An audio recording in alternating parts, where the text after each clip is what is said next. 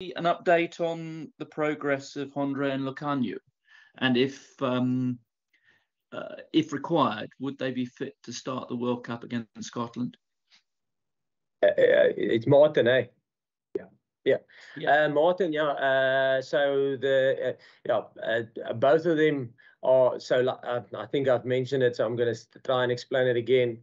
So Hondre is not currently, I would say, he's not injured. He's returning from injury. So his injury is subsided, but he's still in a process of return to play. And obviously with that comes, like what we did with Jaden and Sia, there's a process that gets followed by the medical team and by the performance team.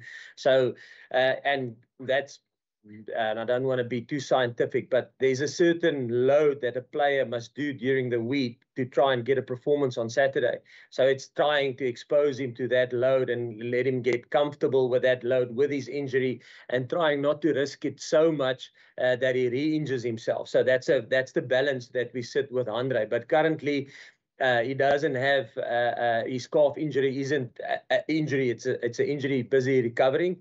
With Lucanio, it's different. So Lucanio is still injured.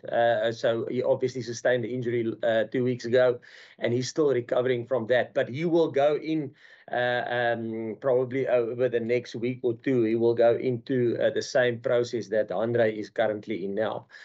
So yeah, and what's probably the next question will be, what's the difference between him and Sia and Jaden? I mean, Jaden was probably clear to play probably a month, 6 weeks ago. So they were clear to return to full training and take contact and tackle and kick the ball and all those rugby related stuff, where the other guys are, like a guy like Hondre is still busy with that return to full contact, return to